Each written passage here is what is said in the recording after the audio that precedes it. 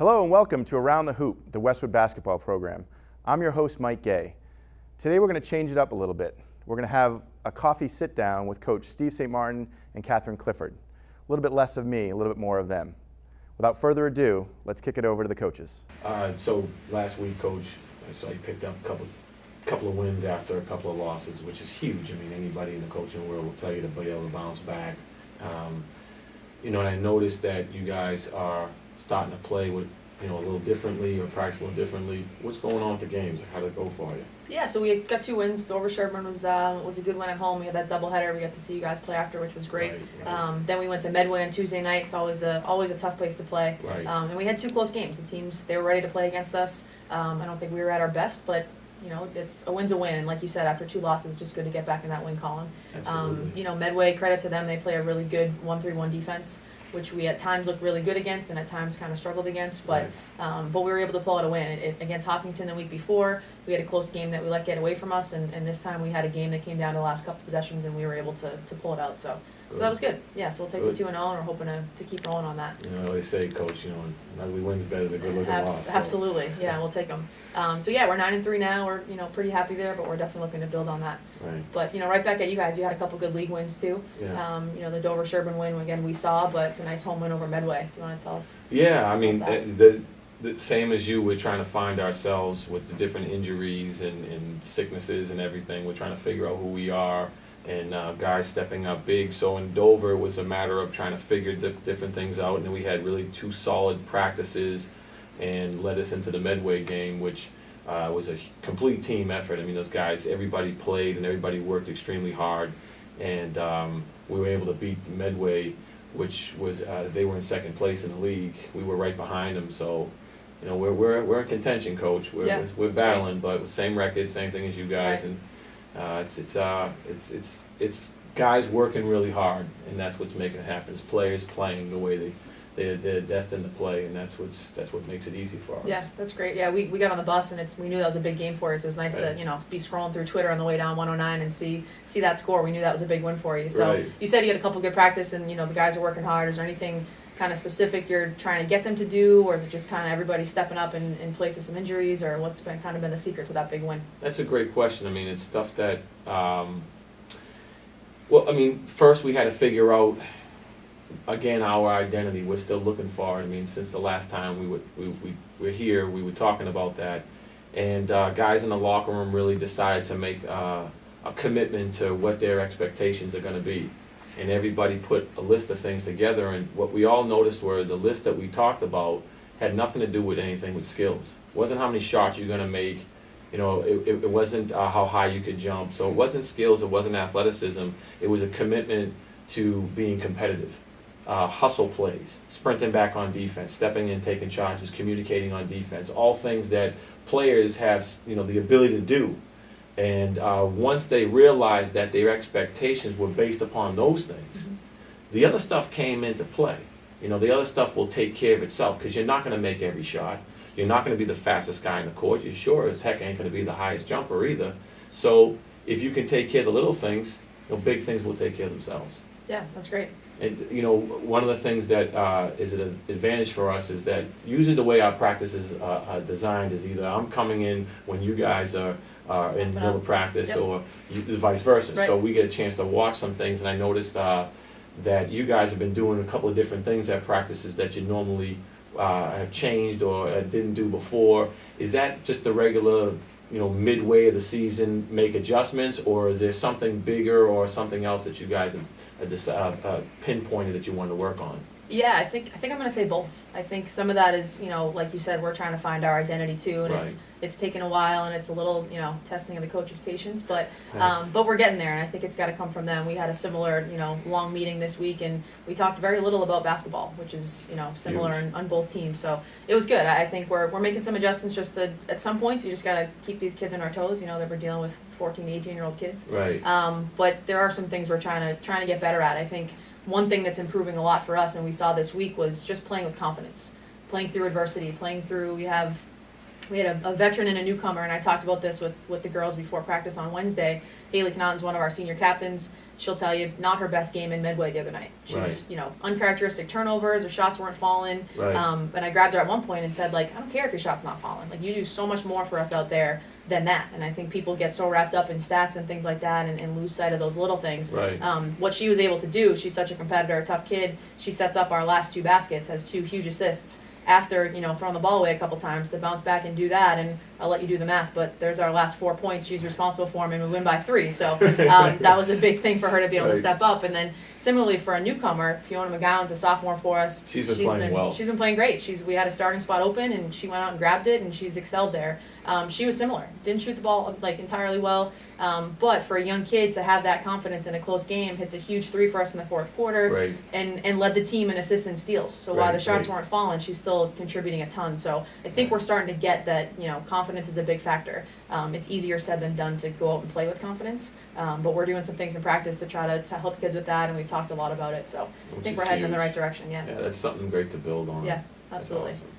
That's great. What's next? You guys have a Well, the couple same league with games, yeah, section all league game. we do. We got the Bellingham game coming up on Friday, similar to what you have, and then we have on Sunday we play Bishop Feehan Yeah. at Feehan at 3:00, and then Tuesday we're right back at it with Holliston, who's the top in the league right now with Yeah. 1 loss in the league, and then we have the doubleheader with you Yep. guys with Millis, Millis. which is always good. Again, we get a chance to watch each other play and support each other that way. Yeah, absolutely.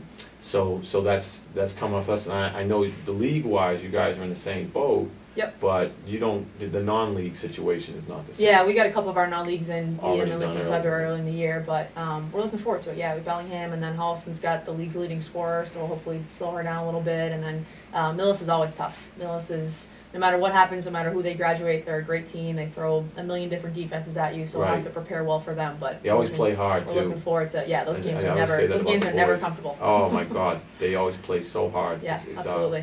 they do a great job over there. Yeah, absolutely. So that would be fun. to be But able it's to great. do. Yeah, it's good. It's going to be good to be able to see that, because we do so much together and in the off season and things like that. And then all of Yeah. a sudden we're like totally split in different locations, and so it's nice to be able to see you guys play a couple times. But it's great how that works out. Well, I'll tell you, speaking of the off-season, I mean, one of the questions that I always get asked, and we've been able to talk about it on this show, was the fact that how we work together. And people always say, like, well, what is it that allows you to do that? Because a lot of other programs don't do that. And I always tell them a story. It was your first year you get hired, myself and Mike Norman. Mike was Mike was my yeah. assistant, who's now the head coach at Lincoln Sudbury. And we were running the clinics in the summer and stuff, and you asked us, say, hey, you guys mind if I could, be a part of it and stuff, and we knew immediately that was going to be a dent into our profits, so Divided to by say, 3 yeah, because instead now of you're 2. divided by Back 3. to the math. See, it's back to the math, coach. But we also knew, and I knew long term, like Mike was looking at becoming a head coach somewhere else. And I also knew long term having you invested in there would make it better for the programs. But there was one particular thing that always made me feel comfortable. At the very end of it, you gave Mike and I a thank you card. Yep. And inside that thank you card, you wrote, like, listen, I know you guys cut into your profits, and I really appreciate it. And we were running the trip to Germany. This is the first time we ran the trip to 3 years Germany. ago. Yeah, And yeah, you gave us a bunch of euros. So it just was something that stuck out to me, that you were thinking ahead that way, and you were appreciative of it, and it always made me feel comfortable.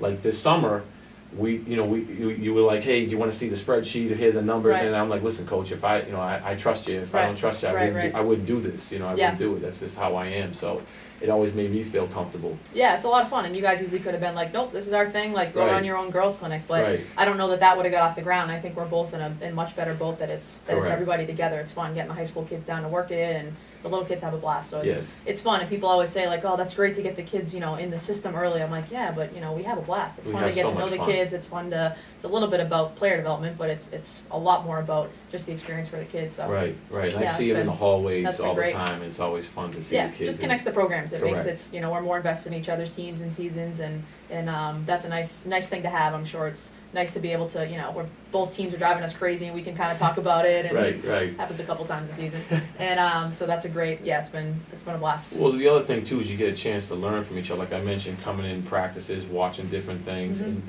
having that conversation. I mean, I know you talk to other coaches Yeah, that absolutely. you trust. I talk to my brother, I talk to other coaches I trust, but being able to bounce ideas off of each other is huge, and plus, like, you're in the building.